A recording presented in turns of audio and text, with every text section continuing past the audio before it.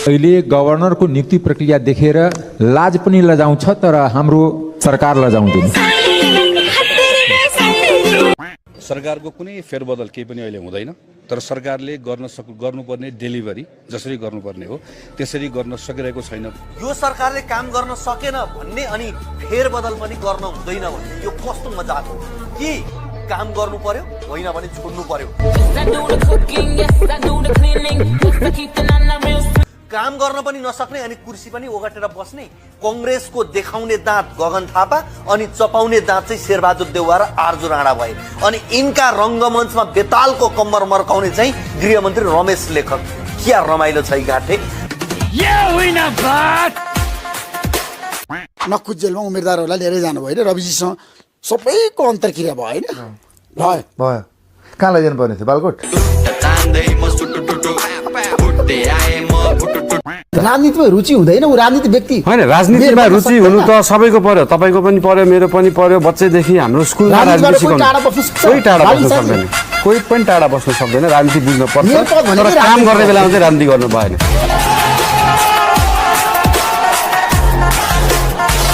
तपाईँले केपी शर्मा ओलीको किन आलोचना गर्नुभयो बताउनुहोस् त, जता जान्न चाहन्छन्? मैले केपी शर्मा ओलीजीको धरहरा त उहाँले बनाएको हो नि, होइन? त्यो धरहरा होइन, त्यो धरहरा किन होइन? पछाडि जुन भत्कियो, जुन चाहिँ इँटा सुर्खी माटोले बनेको संरचना थियो, त्यो धरहरा हो। त्यो धरहरा किन विदेशीहरू हेर्न आउँथे भन्दाखेरि नेपालीहरू कस्तो अजङ्गको मान्छे रहेछन्, यिनीहरूले त इँटा माटो र सुर्खीले चाहिँ 13 तल्लाको भवन बनाए भनेर हेर्न आउने हो नि त। तपाईँको कङ्क्रिटको टावर त जसले पनि बनाउन सक्छ, हाम्रो भन्दा राम्रो टावर अमेरिकामा चोकचोकमा छैन नि त। तपाईँलाई कति पैसा दिनुभयो जेएनजीहरूलाई अथवा घाइतेहरूलाई ठ्याक्कै भन्दा? अब त्यो त अब ठ्याक्कै यति चाहिँ नभनौँ, अब जो सबैलाई पुग्ने यो उपत्यकाभरि त सबैलाई पुग्नेलाई सबैलाई। त्यो पैसा कहाँबाट आयो? अब त्यो पैसा चाहिँ ब्याङ्कबाट आयो।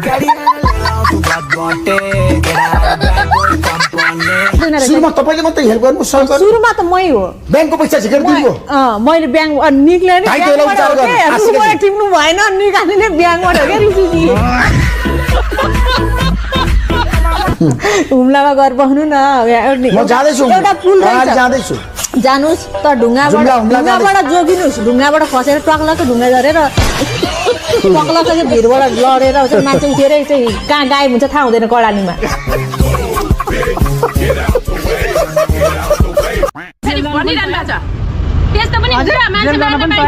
अनि 14 वर्ष मान्छे जेलमा बसेर उहाँ प्रधानमन्त्री भइरहेछ, म जानु कुन ठुलो कुरो भयो?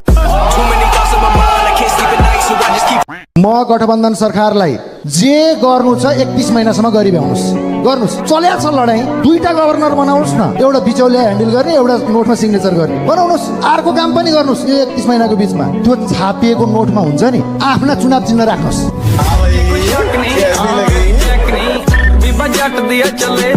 बाटो बनाउने ठेकेदार, स्थानीय जनप्रतिनिधि र सडक विभागको सेटिङले गर्दा यो मुलुकको अरबौं रुपैयाँ सत्यानाश हुन्छ।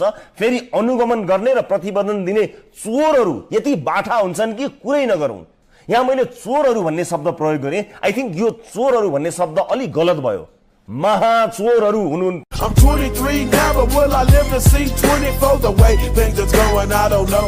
सिङ्गापुर, अमेरिका, चाइना, बेलायत सबै प्रधानमन्त्रीहरू देशका अति उत्कृष्ट विद्यार्थीहरू मात्रै प्रधानमन्त्री भएको छन्। एउटा उदाहरणको लागि बेलायतको विगत 70 वर्षदेखि सम्पूर्ण प्रधानमन्त्रीहरू अक्सफोर्ड विश्वविद्यालयका छन्।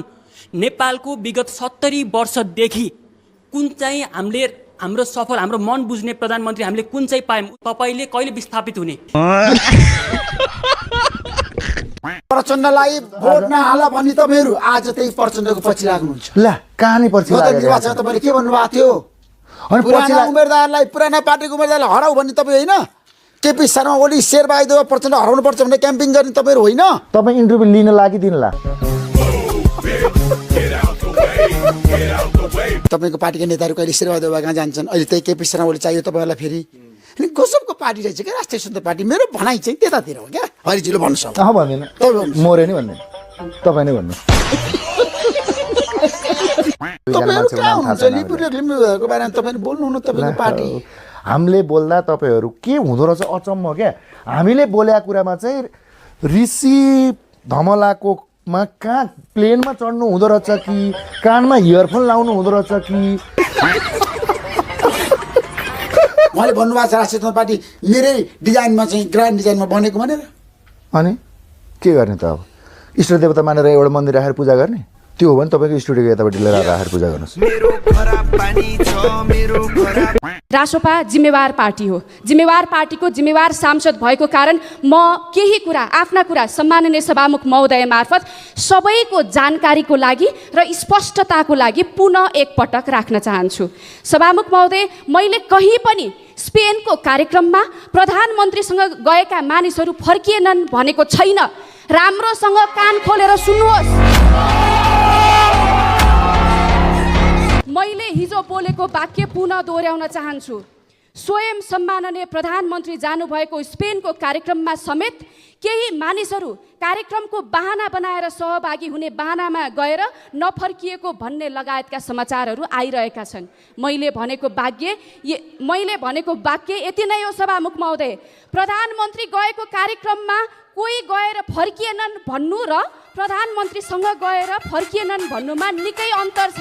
मेरो भनाइ रेकर्डबाट किन हटाउने सभामुख महोदय? सांसद महोदयहरूको नेपाली भाषा बुझाइमा समस्या भएका कारण मेरा भनाइहरू हटाउनु पर्ने त होइन होला नि सभामुख महोदय?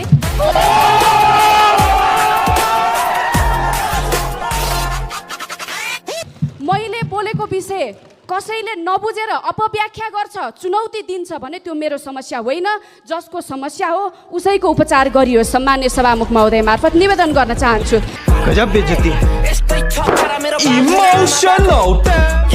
अनौठो लागेको छ तरिका देखेर। मैले लिएर आएको बजेट कति गजब क्या। राज्यले हो नि बजेट हाल्ने, मन्त्री भयो अनि मैले लिएर आएको घर बेचेर लगेर हाले हो, आफ्नो सम्पत्ति लगेर हाले हो क्षेत्रमा। प्रधानमन्त्रीको अधिकार कति हुन्छ भन्नु? प्रधानमन्त्रीको म्याक्सिमम अधिकार हो। अनि तर तपाईँसँग त्यो पदमा नबस्ने अधिकार त छ नि। मैले भने अनुसार काम गर्न पाइनँ। तपाईँले दुईचोटि भन्नुभयो कुरा। तपाईँलाई सम्झाउँ, यदि आफू अनुकूल आफूले चाहेको गर्न सकिएन भनेदेखि तिमी मन्त्री हौ, तिमी छोडिदेऊ न त पद। किन कर्मचारी जस्तो हुन्छौ भन्नुभयो नि तपाईँले, छोडिदेऊ भन्नुभयो। 9 महिनासम्म सोचे जस्तो पर्फर्मेन्स दिन नसक्ने प्रधानमन्त्री चाहिँ प्रधानमन्त्रीमा रहिराख्न नैतिकताले दिन्छ त? तू इधर उधर की न बात कर, ये बता कि काफिला क्यों लूटा? इधर उधर की बात न कर, ये बता कि काफिला क्यों लूटा?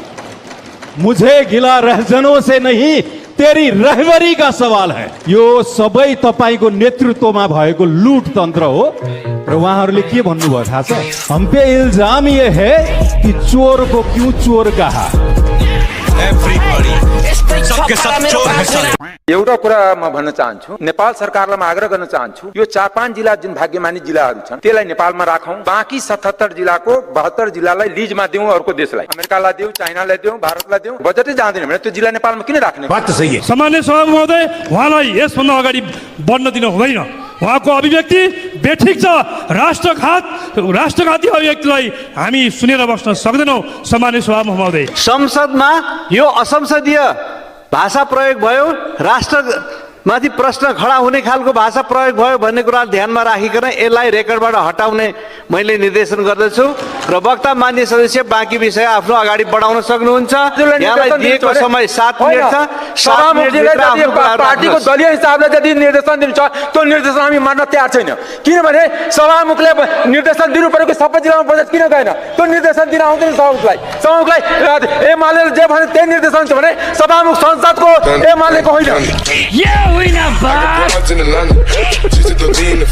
एउटा कुरा के हो, हामी हिजोको दिनमा पनि अन्य अत्याचार भएको थियो, राजा पनि त्यसको पनि लागि लडेर आएको हो।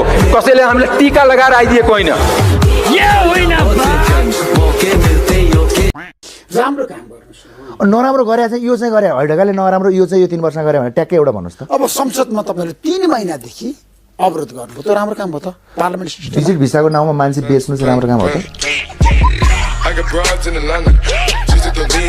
नयाँ साथीहरू पार्लियामेन्टमा आउँदै गर्दाखेरि उहाँहरूलाई चाहिँ दुःख गरेर आउनु भएको थिएन। त्यही भएर होला धेरै कुरा नबुझिकन जथाभावी पनि बोले। मैले सुन्दै गर्दा म चुपै लाएर बसेँ। म जथाभावी बोल्दिनँ है। अहिले भर्खर मान्यज्यूले नयाँ हुनुहुन्छ जथाभावी बोल्नुहुन्छ भन्नुभयो। त्यो जथाभावी भने चाहिँ के हो? तपाईँको पार्टी सभापति अहिले देशको उप प्रधानमन्त्री गृहमन्त्री हुनुहुन्छ, उहाँले नैतिकता प्रदर्शन गर्न सक्नुभयो? प्रश्नहरू उठेको छ नि होइन संसदमा। प्रश्नहरू नउठ्ने नेता रामलाई प्रश्न उठ्यो, भगवान श्रीरामका प्रश्नहरूको बारेमा भन्नुहोस् त। यो सुन्नुहोस् त, कमिलो समय सिद्धियो भने पखेटा बल्छ अनि पालबाट निस्केर fat fat fat fat fat fat उड्छ अनि त्यो माथि टप्प टप्प टप्प टप्प टप्प टप्प हतार हतार टप्प टप्प पार्दै हुलै चराएर टप्प टप्प पार्छ। लाज र नैतिकता भन्ने कुरा पनि यो संसारमा अझै बाँकी छ के प्रधानमन्त्रीज्यू? रवि बालेन कुलमान प्रति मात्रै खनिने अनि 35 वर्षदेखि एमाले र कङ्ग्रेसले गरेको कर्म नगनिने? देश तपाईहरूको वीरता होइन, तपाईँको कुरा सुनेर गिरिबन्धु काण्ड, 11 रोपनी जग्गादान काण्ड, 70 करोड काण्ड, 33 किलो सुन काण्ड, ललिता निवास काण्ड, व्हाइट बडी काण्ड, एती ओम्नी काण्ड, अरुण थड काण्ड, पानी ट्याङ्की काण्ड, भ्यू टावर काण्ड, सांसद अपहरण काण्ड र महाकाली सन्धिका नाइके पनि खितितितिति हाँसे होलान्। उनले भनेका छन् प्रचण्ड र रवि लामिछानेले थुन्न खोजेपछि कङ्ग्रेस र एमाले मिल्यौं। यो भिडियो हेर्नुस् त। अस्ति प्रचण्ड रविवाला सरकार हुँदाखेरि पनि त्यस्तै उनीहरूले दोहोऱ्याउन खोजे। हिन्दीमा एउटा भन्छ मौत आती है तो चिट्ठी के पैज उडाते हैं। गठबन्धन नामको ठग बन्धन भएछ भन्ने कुरा अब प्रष्ट भयो। एभ्रीबडी सबके सब चोर हैं साले। एउटा निवेदन गरौँ कि यो देशमा अहिले आएको करिब 18 खर्बको बजेट, 18 खर्बको बजेटमा विकास बजेट कति छ? म भन्छु 2-3 खर्ब, 3 खर्ब 3.5 खर्ब, 3 खर्ब 3.5 खर्ब हो हैन? वित्तीय व्यवस्थापनको लागि कति गएको छ र साधारण खर्च कति गएको छ? वित्तीय व्यवस्थापन अब सर 3 खर्बको बजेटले मुलुकको अनुहार के कायापलट गर्नु छ जाहिर खुवाउने बाहेक? बात सही हो। सभामुखजी मार्फत सोध्न चाहन्छु, त्यो सभा हल बनाएर के फाइदा?